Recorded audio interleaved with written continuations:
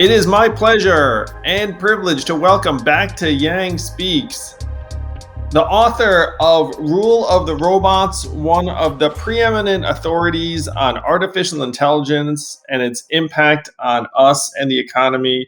The author also of Rise of the Robots, which was a profoundly influential book on me and the Yang Gang. Martin Ford, welcome, Martin. Hey, thanks for having me. Great to be here. No problem. I am pumped to have you. And this book of yours, Rule of the Robots, is coming out this week. And I couldn't put it down because there was so much learning and information here. But this is not your first rodeo. So Rise of the Robots came out in 2015 to great acclaim. I think it was a Wall Street Journal Book of the Year.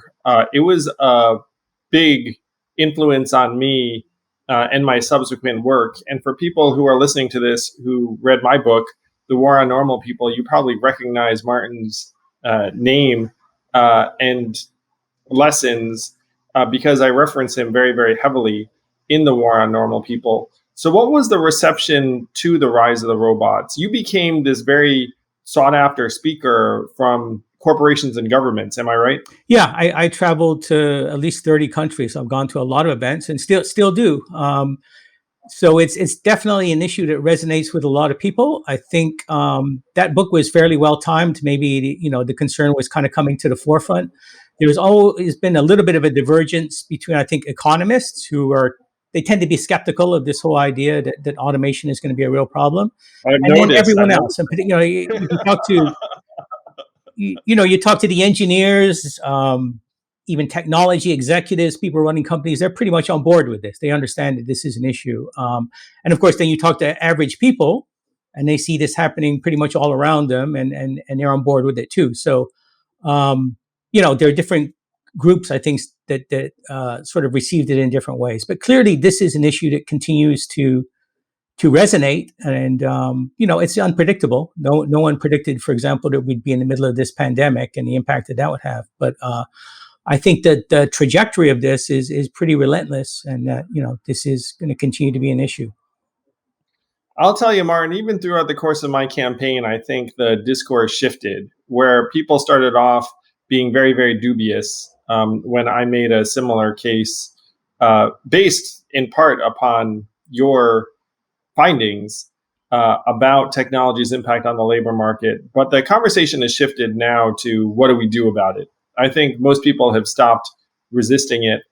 And to your point, technologists have believed this for quite some time, in part thanks to you. Executives have believed this because they see it in their own organizations. The people that have been on the outside looking in on this conversation are economists who've just been plumbing the data. And what are the primary objections that you've heard from economists, and how do you address them? Well, I mean, the greatest objection that you hear again and again is that this issue has come up many times in the past, right? And we've been through technological transitions. I mean, maybe the most dramatic one was when agriculture mechanized, right? I mean, it used to be back in maybe the late 1800s, at least half of the people in the United States were working on farms. And then you had tractors and combines and all this agricultural equipment come along. And those jobs basically vaporized, right? They disappeared. And economists will look at that and they'll say, look, millions and millions of jobs disappeared, but people obviously found other things to do, right? And people, in fact, are better off now. People are happier doing the jobs they're doing now, which require more skill and more education and pay more than, being a farmhand, right? So it's all good. And yes, that's definitely something that we could acknowledge, but I do think that the transition we're facing this time is quite different. What we've seen historically is that sectors of the economy have kind of automated, on a sector by sector basis. So first it was agriculture, then people moved into factories, right? So think of the 1950s, we had an industrial economy, everyone's working in factories.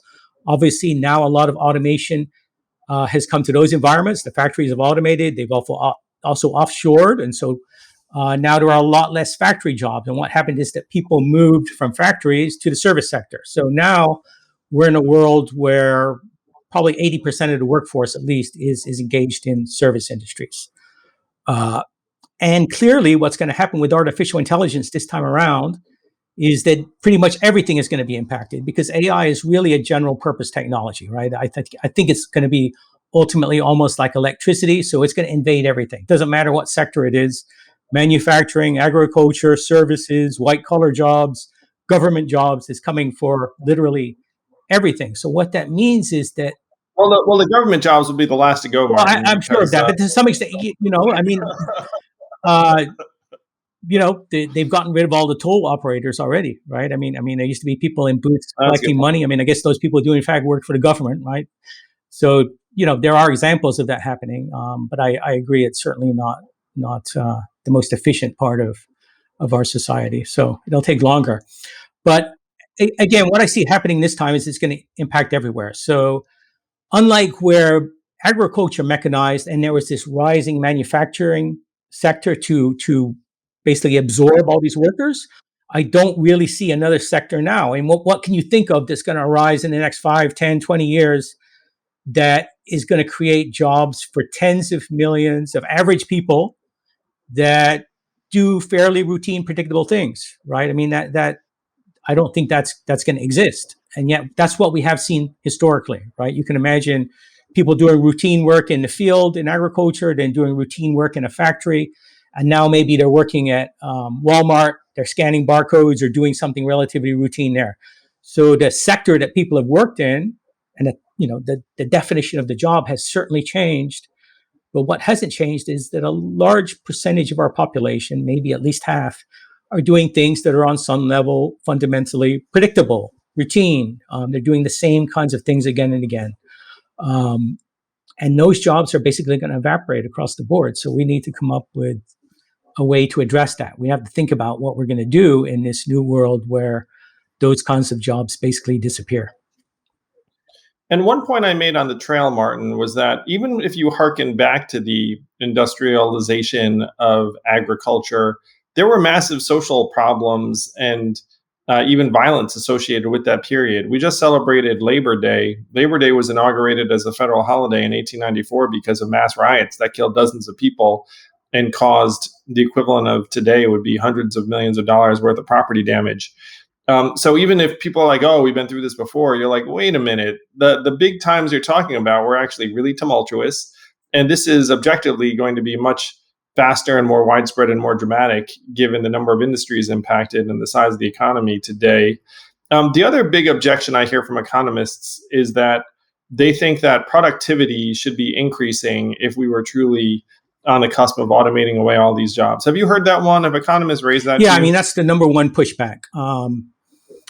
So the issue with productivity, what you'll hear is that if in fact the robots are coming online and doing more work, then productivity should be soaring. It should be astronomical. And the reason is that productivity is basically a ratio, right? And the numerator is output, the amount of output that you produce, and the denominator is the number of hours worked throughout the economy. That's productivity. So if the denominator, the number on the bottom there, is going toward zero as robots consume all the hours, then you're basically almost dividing by zero, right? That the number on the ratio is going to explode, right? And in fact, we're not seeing that.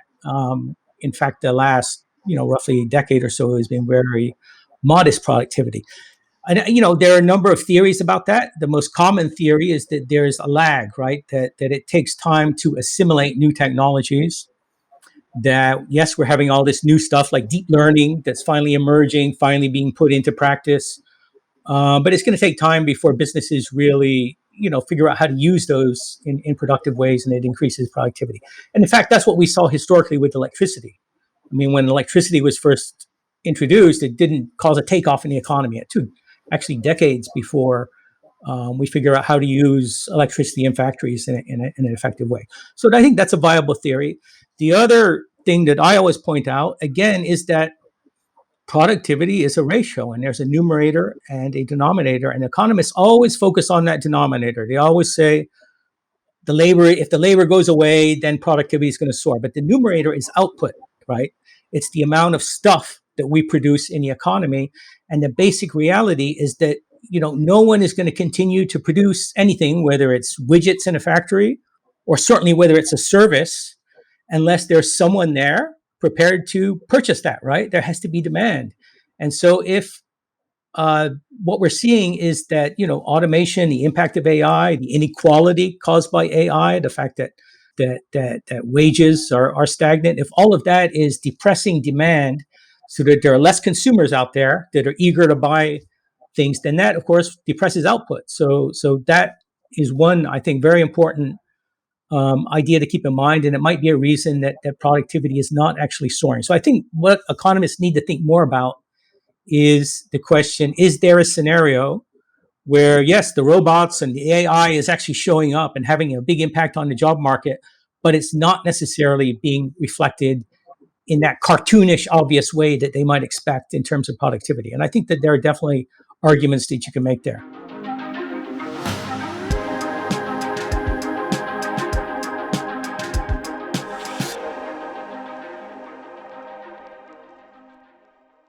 If you're like me, or if you're like most people, you probably don't eat enough vegetables because it's COVID, you're ordering in, or you're cooking foods you like, or you forget, or let's be honest, like proactively eating peas isn't, and it's not part of my MO every day.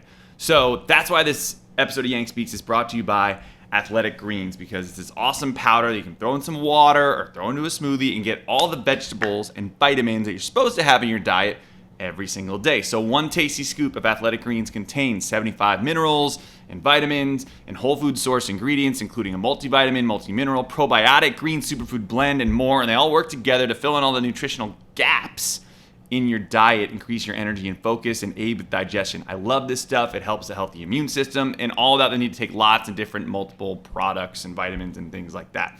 So if you order right now, we're going to give our audience a free 1-year supply of vitamin D and 5 free travel packs if you get Athletic Greens today. So simply visit athleticgreens.com/yang and join health experts, athletes, and health conscious go-getters around the world who make a daily commitment to their health every day. Again, simply visit athleticgreens.com/yang. Get your free year supply of vitamin D and 5 free travel packs today.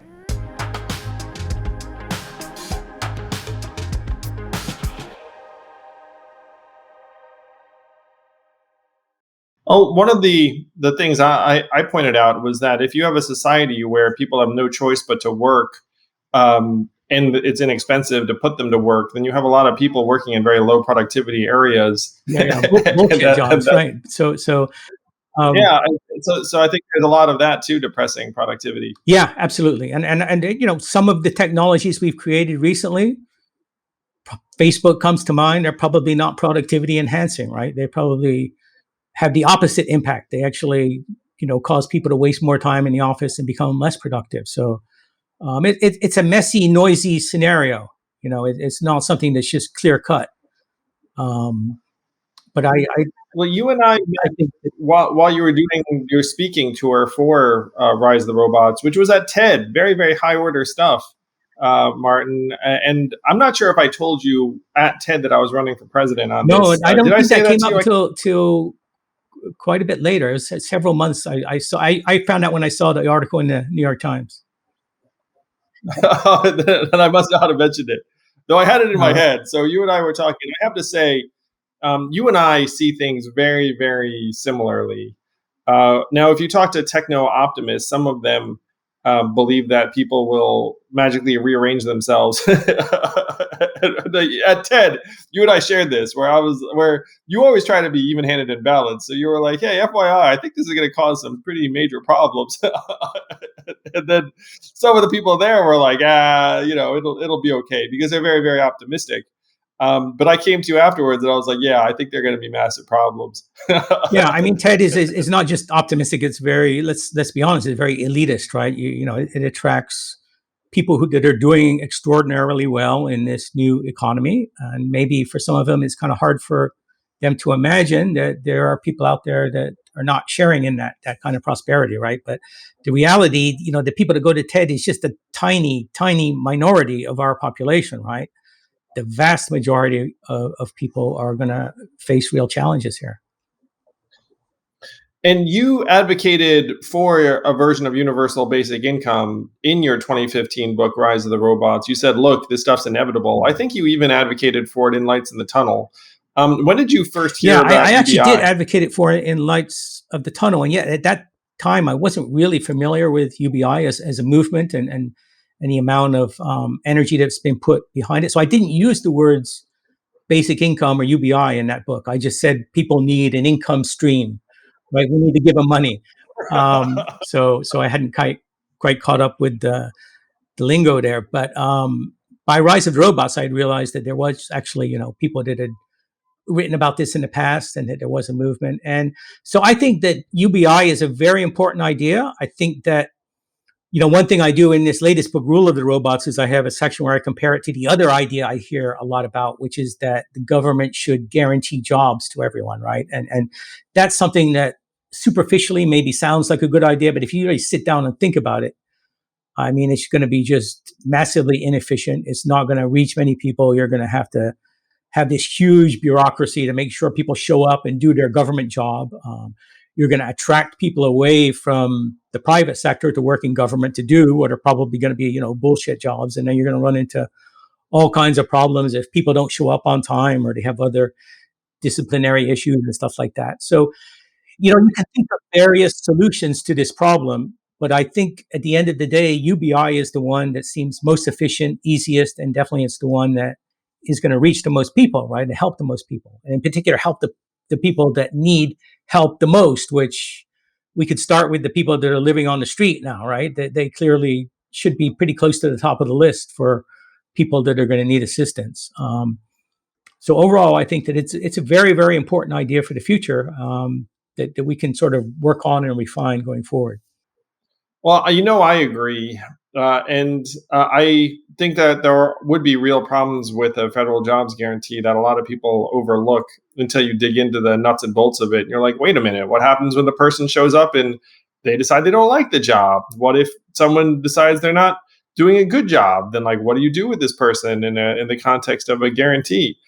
One joke I told on the trail was like, why not give everyone overalls while you're at it? Yeah.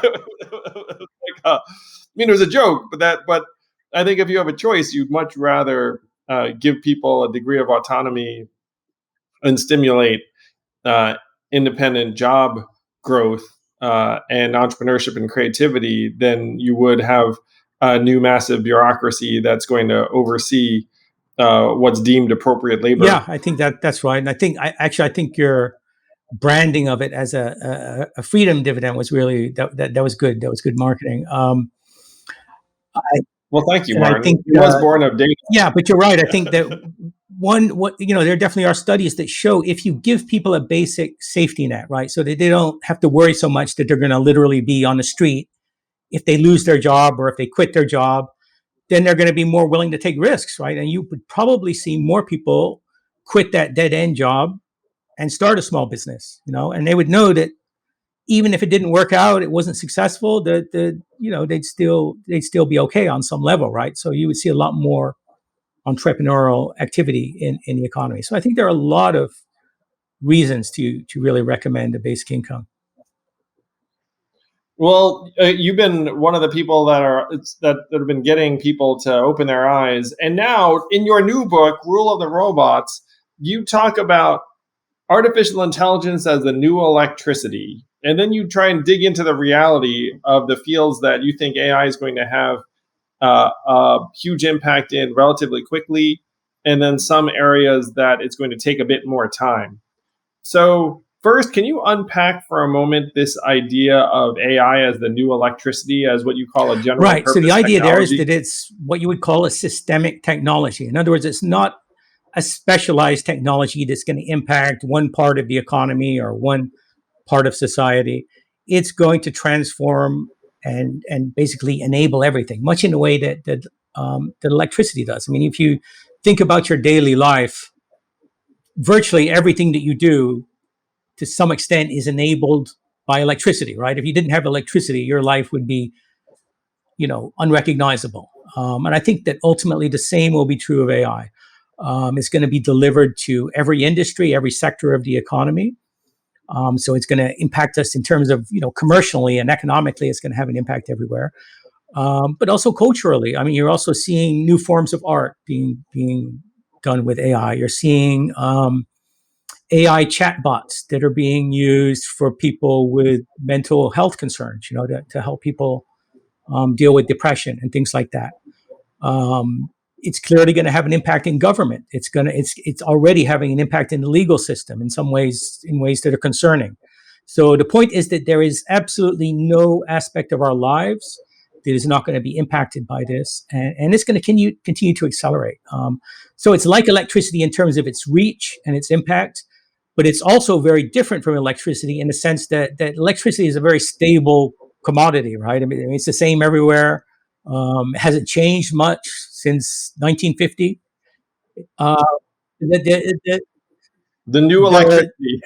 story with AI is completely different. So you can think of it as a kind of electricity that's going to be incredibly dynamic and unpredictable, and really is going to drive us ever closer to true intelligence, right? True human level intelligence, which is something that's kind of on the radar in the future. So it's going to be an enormously consequential and disruptive technology that I think, um, when someday somebody writes the history of all this, they're going to say that this is the point where the nature of our life on Earth really began to change in a very dramatic way because of the impact of this technology.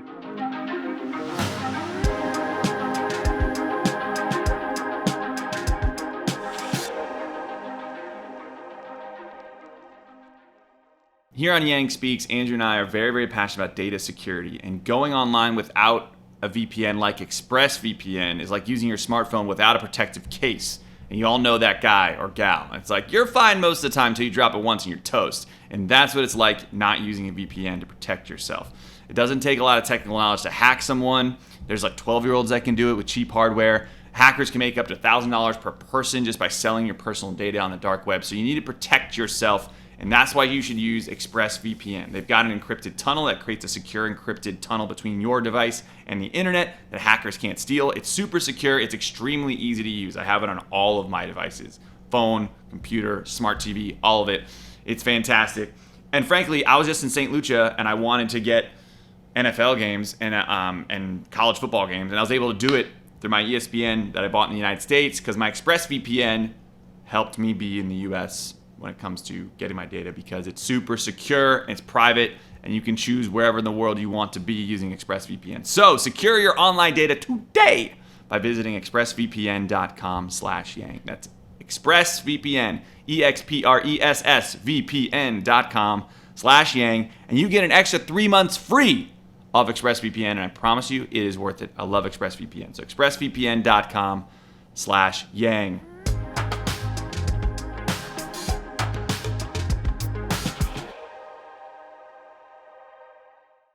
So you've interviewed the foremost researchers, and you've gone to companies and industry experts and leaders. Which parts of the economy do you think are going to be impacted most quickly and dramatically? And then which should people think, okay, that's not going to happen for a while? And I'll share a joke that I used to tell on the trail, which was, it's not like your hairdresser is going to be automated anytime soon. Like it would be so ridiculously hard to make an Edward Scissorhands robot. Like a lot of highly variable manual labor is going to be here to stay. But there are some fields that are going to be transformed pretty quickly. And you've talked to folks in the forefront. What should people expect in terms of industry change? Just in terms of work, the basic lens that you should look at this through is, what's the nature of the job? Is it something that is fundamentally routine, predictable? And that doesn't necessarily mean low skilled. It just means that you're coming to work and you're doing the same kind of thing again and again. You might be coming to work and cranking out a very elaborate report. You might be very much a white collar. I was a corporate attorney for 5 months, Martin, and a lot of that stuff is very boring and rules based. There's a running joke in law firms where the first thing you do on a complicated transaction is find and replace, because you have a template of another transaction that's kind of similar to this transaction. And so you put in the new client's name and you just swap out the old client's name. And that's like the first move you make. So there are a lot of highly paid white collar jobs like corporate law and accounting that involve so those lot jobs of are going to be heavily impacted, and there is still, I think, this kind of preconception out there that all of this is something that's primarily going to impact low wage workers or blue collar workers or people that don't have that college degree.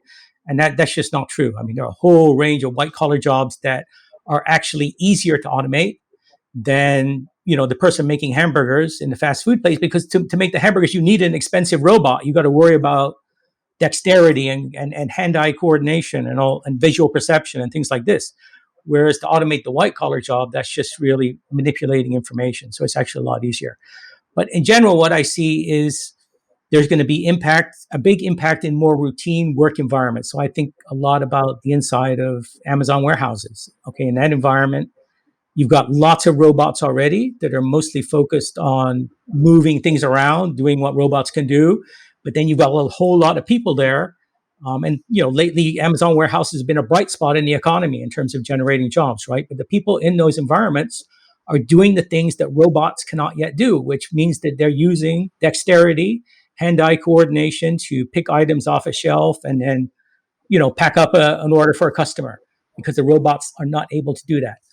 But that will change. I mean, Jeff Bezos spoke at a conference a couple of years ago, and he said that within about 10 years, he expected we would have grasping technology that was, roughly on a par with a human being, right? And that's going to transform the inside of those warehouses. I think they're ultimately going to become a lot less labor intensive. And the reason is that they're relatively controlled environments, right? Amazon has total control over what they're doing there. They can bring in new robots that do new things. They can separate the robots from the people. They can control all the issues there. And I think that will move forward pretty rapidly. Where it's going to take longer is areas like self-driving cars, right? Where, yes, the technology, I absolutely believe it's coming, but, it's pretty clear that, getting 99% of the way there is doable, but it's that last 1% dealing with all the edge cases, the unpredictable events, the construction, the weird weather stuff, the closed roads, the pedestrians, that are drunk or something and not paying attention. All this stuff is really hard to deal with. And so I think it's going to be a while. So one of the implications of this, I think, is that a lot of the things that get the most hype and the most attention may actually underperform. And to some extent, that may create a perception that all of this is underwhelming. It's not moving as fast as we thought.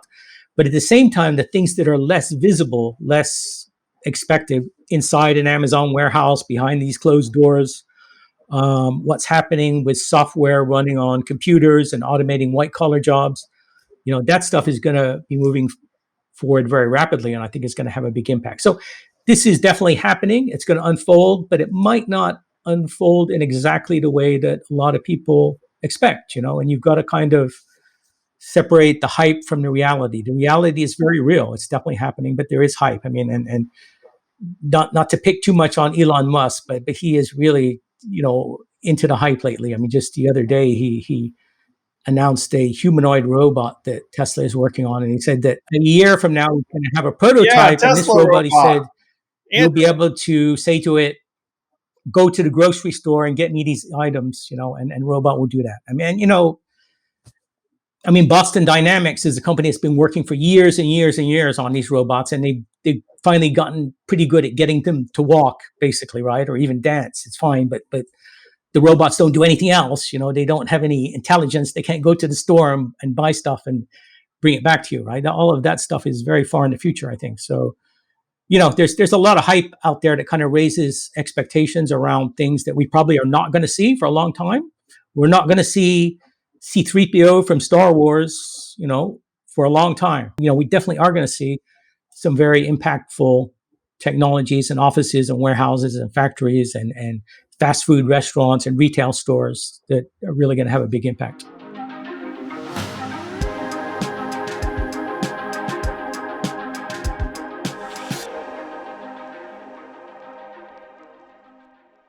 I know you're all very concerned that we had stopped doing bidet ads. Not! We're still doing it because Yang Speaks is proudly sponsored by Tushy, the modern bidet company, with washes away. All that good when you're in the John, if you will. Whoever's poor John got named after the toilet. Whatever. There's probably some history there. That's not the point. The point is that bidets are awesome. They save water. They help the environment, right? You're using less paper, less litter, less trash. They're cleaner. They're better. They're faster in many ways. And Tushy is the modern bidet for people in the 21st century, frankly. So just poop, wash, pat dry, easy breezy. And so it's simple. It uses water instead of toilet paper. It's less irritating. It's easy to install. It attaches to your toilet in under 10 minutes. No electricity, no plumbing. It's awesome, eco-friendly, and stylish. Better for the world. Tushy has a full product line to make, and I quote, the restroom the best room. You've got an ottoman, yeah, that's how you say it, which is a toilet stool designed to help you be at a better angle. You've got the brush that helps you keep your bidet super clean, and you've got their awesome bidet that attaches to your toilet. So here's the deal. Start washing with Tushy Bidet for a better clean. Go to hellotushy.com/yang and get 10% off plus free shipping. It's a big deal. 10% off, free shipping. This is a special offer for our Yang Speaks listeners at hellotushy.com/yang for 10% off. After you buy, install your Tushy and show it off. Tag them at hellotushy, one word, on Instagram. Please tag them. That's hilarious. And tag us too, because I would love to see that. Hello Tushy, check it out. Get a bidet. It's awesome.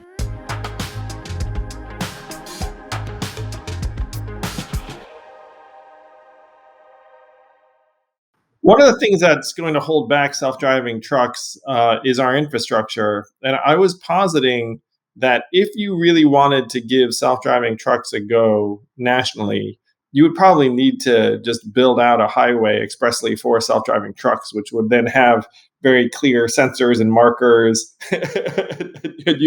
Because one of the problems is having random cars and trucks interacting with yours. Like you said, even if you're 99.9% accurate, you can't have 0.1% crashes.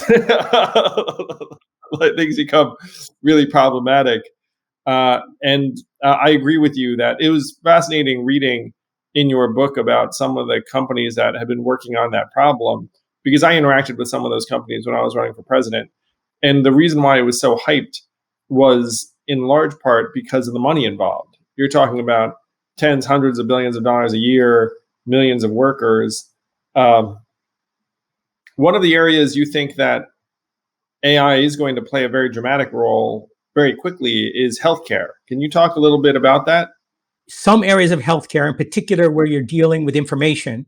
For example, you're making a diagnosis, you're doing radiology, right? Looking at medical images is the one area where there's really an enormous amount of impact right now. So those kinds of roles are definitely going to see increased automation. What you're not going to see so much in healthcare is the robot that replaces a nurse, right? For exactly the same reasons that we've been talking about. It's just really hard to build that.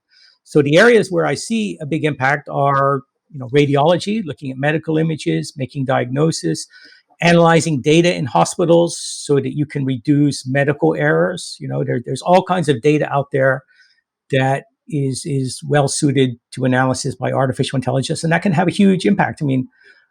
Before COVID came along, one of the biggest killers of people was actually mistakes made in hospitals. Those one, at the top of the list of things that actually causes death in the United States. But the other area related to that that's going to be critically important is generally scientific research and innovation. And that, of course, will include a lot of things in the medical arena, particularly discovering new drugs, new pharmaceuticals. There are a lot of companies working in that area because it's something that's very well suited, to artificial intelligence, essentially a form of search. Because molecules have a geometry to them, a physical geometry, and you can, by looking at that geometry and searching for molecules that have a particular configuration, you can actually, find drugs that will have a particular function. So, I think that's very exciting. The most exciting thing that's happened in that arena recently was the announcement of DeepMind's AlphaFold system, right? That figures out protein folding. The way that protein molecules fold into a geometric shape is critically important because that determines their function. And this is something that scientists have worked on for at least 50 years. They've devoted entire careers to figure out how these molecules form into these various shapes. An easy, inexpensive way to do that, rather than the very expensive laboratory techniques. And DeepMind managed to basically solve that problem. And so that's, I think, going to be quite revolutionary in the fields of science and medicine, biochemistry. So that's the real promise of artificial intelligence, that it's going to really kind of augment, accelerate, amplify our intelligence, our ability to innovate, our ability to create new solutions and to solve problems. And that's something that we critically need, because we got a whole bunch of problems, right? We do have a whole bunch of problems. One of the things that you mentioned in the book that I found fascinating was that you thought that AI was going to accelerate the invention of new materials, where you might have a piece of furniture that like fits in a small bag, and then you can go spraying, and then that it expands. I was like, that sounds like magic. So that's a very, and the fact is, a lot of people right now, I think, are becoming more and more concerned about some of the problems attend with AI. But imagining fantastic new materials made me really enthusiastic. Can you talk about some of those types of possibilities? Yeah, I mean, I think it's going to accelerate, science and engineering across the board, right? What you're referring to, again, it is technologies that can search for molecules. And there was a team, I think it was in the Netherlands, that used this technique to find a new molecule that had structural properties that would be very strong, very resilient, but also could be folded up very tightly. So they were imagining, a bicycle you could fold up and put in your pocket or something like that. I mean, obviously that's still science fiction at this point, but that's the kind of potential that we might see by utilizing these technologies. And the same thing when we apply this to climate change. I mean, we need innovation across the board, right? We need not just new sources of clean energy. That's not enough. We need to transform agriculture. We need new ways to make cement that's not carbon intensive. We need new ways to make buildings more, to conserve energy and so forth. I mean, we have a whole bunch of problems we need to solve if we want to address climate change, not just to mitigate warming, but also to adapt to it, because we know, some warming is locked in. So there are a whole bunch of problems we need to solve. And, it's interesting that if you look at the technological progress we've made over the last half century, or even the last 70 years, what we've seen is this dramatic progress in computers and in communications. But overall, things have not, we're not getting into the Star Trek stuff here. I mean, the airplanes we have are pretty much the same as the airplanes we had in the 1970s. The cars are pretty much the same. I mean, they're better, they're more fuel efficient, but they're not dramatically different. So we've seen a lot of kind of iterative progress, where many people, like for example, the economist Tyler Cowen has talked a lot about this, how we've been on this technological plateau, a kind of stagnation across the board, with the exception of what's happening with computers.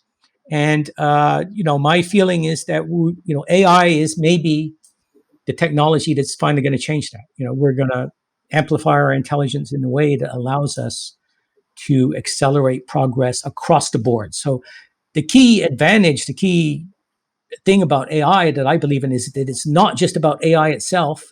It's about what it can do everywhere else. And this is what, for example, Demis Hassabis, the CEO of DeepMind, he says that the purpose of DeepMind is to first solve intelligence and then use that to solve everything else. And I think that's maybe a bit grandiose, but it's really what we should be striving for. And that's the true potential of artificial intelligence. Yeah, there's that famous saying, we were promised flying cars and instead we got 140 characters. Yeah, right, exactly. That captures the idea that, in some areas we've gotten a lot of progress, and in other areas not so much. You think when I was a kid, I watched Star Trek all the time. We have the communicator from Star Trek, right? And we've got something along the lines of the tricorder, but all of the other stuff, the spaceships and the warp drive and all that stuff, we're nowhere close to that, right? So that's what we've seen is that progress has become very focused on this one particular area, and we really need to jumpstart things across the board. We need much more holistic broad-based progress.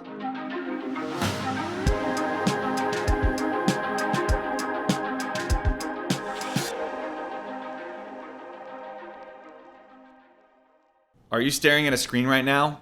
Probably. Are your eyes getting fried because of it? Probably. So it's time for you to get some Felix Gray glasses, one of our sponsors on this podcast. These are the blue light glasses that started it all 5 years ago. They realized the same way we know that our eyes were not meant to look at screens all day. I'm looking at a screen right now as I read this ad, which is not good. But with Felix Gray, you can get lenses that filter 15x more of the most important blue light to protect your eyes. And the glasses look freaking awesome. Mine look trendy AF, a little tortoiseshell, pretty awesomeness. I've never been a glasses guy. The only ones that like fit my face are kind of like the Ray-Ban style, and these are Ray-Ban style, but they're clear and they look good. So you've got prescription or non-prescription available. You just need to go to felixgrayglasses.com/yang to check them out. They're durable, lightweight, and comfortable and stylish. So here's the deal. Non-prescription and prescription are available. Again, check them out now at felixgrayglasses.com/yang. That's FELIXGRAY glasses.com/yang. Get free shipping, free returns, free exchanges. felixgrayglasses.com/yang.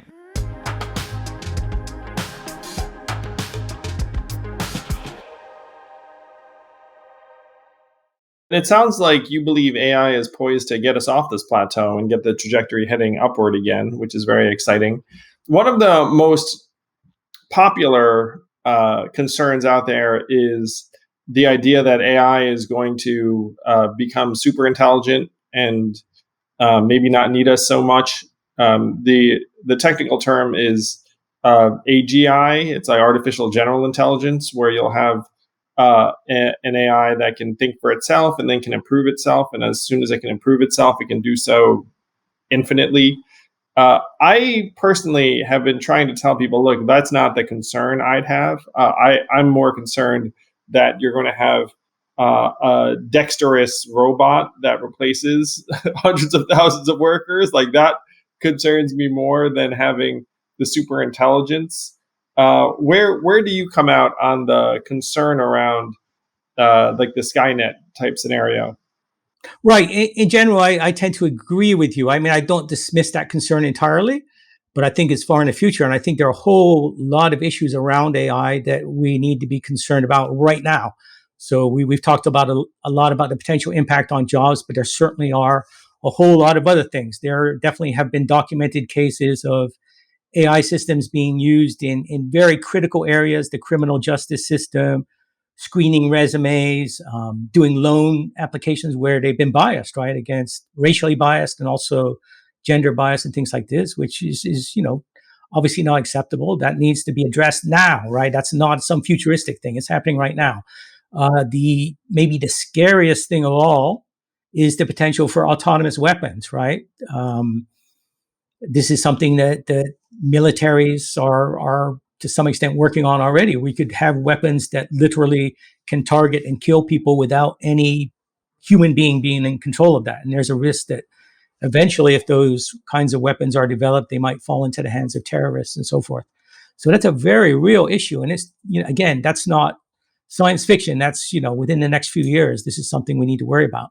There's a treaty around that at least some countries are willing to say, look, there'll always be a human in the decision to kill. And then there are some countries that are like, yeah, I don't know. Like maybe we want our robots to be able to kill. Yeah. So that's an initiative in the United Nations, and there are a whole bunch of people working in AI that are very passionate about that. I mean, they really are terrified of this scenario where the work that they've been doing could be used in such a way. And as you said, there are some countries that have signed on to a ban and some that haven't. And the unfortunate reality is that the ones that have not signed on to it happen to be the United States, China, and Russia. So, there's not a lot of progress happening in terms of realistically banning this technology. So I think we need to, at minimum, make sure that this stuff doesn't get out and into the hands of terrorists and rogue actors and that kind of thing. The problem with this technology is that there is a competitive dynamic. So the reason that the United States doesn't want to ban it entirely or ban development of it is the US is afraid that China or Russia will cheat, right?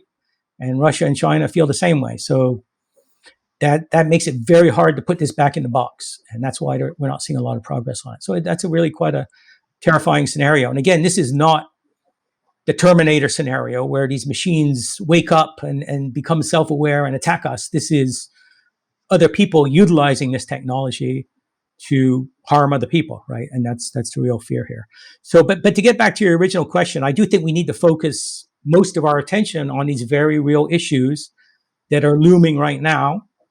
But it is true that building a machine with human level intelligence has always been the holy grail of AI. I mean, it's if you talk, I did interview 23 of the smartest people working in this field, and they're all tremendously interested in this. They're passionate about it. It's their dream, right? To build. And those interviews were in Martin's prior book, which in some ways is prelude to this book, Rule of the Robots. So he just published interviews with a bunch of the leading authorities in AI, and then some of those learnings are here in his new book. Right. So yeah, the title of that book was Architects of Intelligence, and it was basically just interviews. So the text of the book is the interviews I did with those people. And then when I wrote this book, I drew a lot of insight from those people, because those are literally, you could call them the Einstein of artificial intelligence, right? I mean, 4 of the people I talked to won the Turing Award, which is kind of like the Nobel Prize for computer science. So very, very high level people. But anyway, they are working aggressively on building someday an AI system that has human level intelligence. There's a lot of disagreement over how long it might take that to happen. Some people think it's going to happen in 5 or 10 years. That would be quite optimistic.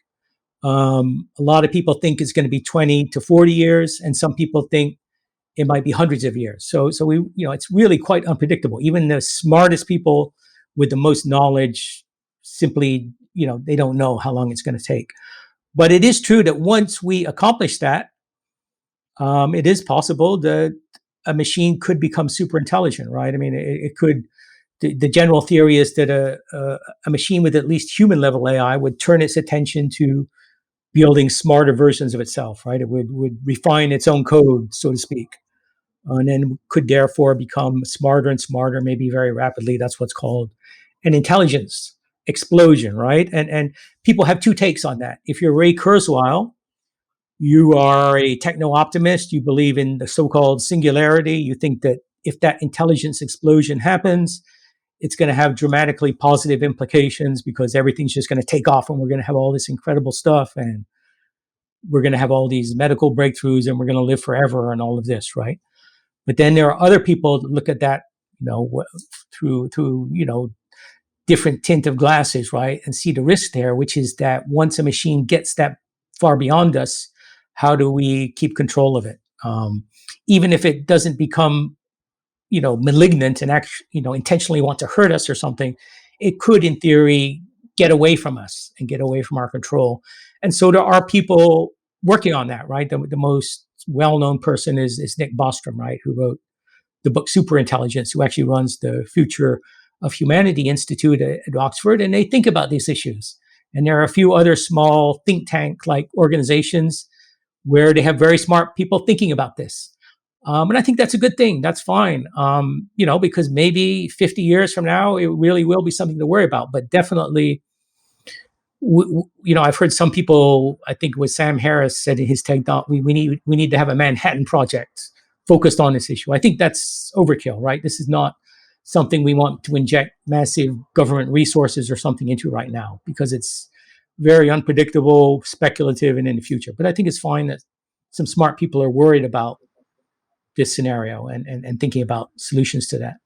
Again, you and I see this similarly in that I'm more focused on some of the immediate problems, though I do understand the concern, like you said. And because the concern is potentially species threatening, then it makes sense to it makes sense for smart people to be thinking about it. But but there are some other things that are going to happen between now and then. So You go around the world talking to people about the perils and possibilities of AI. Um, we've talked a bit about some of the risks you see. What are the things that we should be most excited about? It sounds like being able to address climate change, getting off this technology plateau, potentially improving our health. Like these are some of the things that you think could be on the table. Yeah, I mean, all of that stuff, the innovation, the potential to have new drugs, the potential to be much better prepared for the next pandemic, right? One of the things you can do with artificial intelligence is search for treatments to an emerging virus in the future, right? So it will be an important tool for that. Um, Also, we should have we should look at the positive side of even of the issue that we're both kind of worried about, which is what happens to jobs. Remember that when we eliminate some mundane, boring job and replace that with full automation, if we can do that, then whatever is being produced there, whether it's a product or a service, gets cheaper, right, and more available. So if we can adapt to the problems that we see, in particular to the distribution of income, make sure that people continue to thrive, then it's not a bad thing. It's a good thing, okay? And that this is a solution to poverty, right? To global poverty. We want a future of abundance. We want a future where all the things that human beings need to thrive, whether it's material things like food or things like education, right? That people need to thrive. Those things become cheaper, more available, easier to access.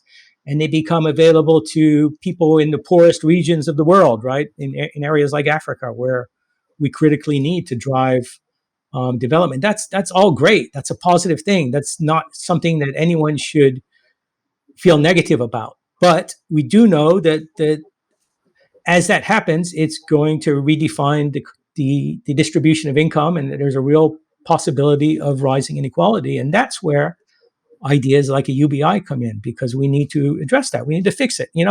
It's not that hard. I mean, if instead of the real world economy, all of this were a video game or a software simulation, which is kind of that was why the title of my book, The Lights of in the Tunnel, is what it is. That's kind of what I was trying to do there, a thought experiment.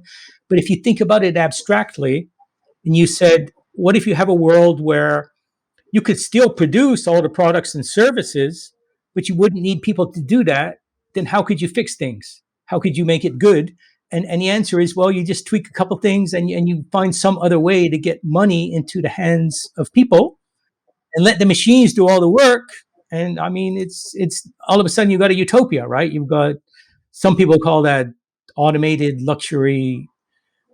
I mean, they call it communism, I think, but I'm a strong believer in the market economy. Okay, I believe that in order to have progress, we have to leverage the incentives that are built into the market economy, and most important incentive there is the incentive for innovation, the incentive to become more efficient, the incentive to get better at producing things and to produce new things. Right, all of that is tied directly to incentives that are provided by the market. Right, so even if the one incentive that we all think a lot about, which is the incentive for each of us to go out and work 8 hours a day, even if that particular incentive becomes less important over time, the other incentives that are part of the market economy, especially that incentive to innovate and to build new companies, to do new things, that's critically important. And we want to make sure that we continue to have a thriving market economy. And I think UBI is probably the way to do that.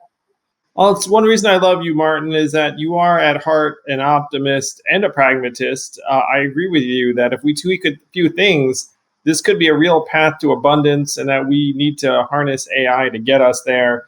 Martin Ford, one of the premier visionaries of our time, his new book, Rule of the Robots, it's a page turner. You learn a lot. It's impossible not to learn a lot from this man. Thank you so much, Martin. So great having you on. Yeah, great to be here. Thank you, Andrew.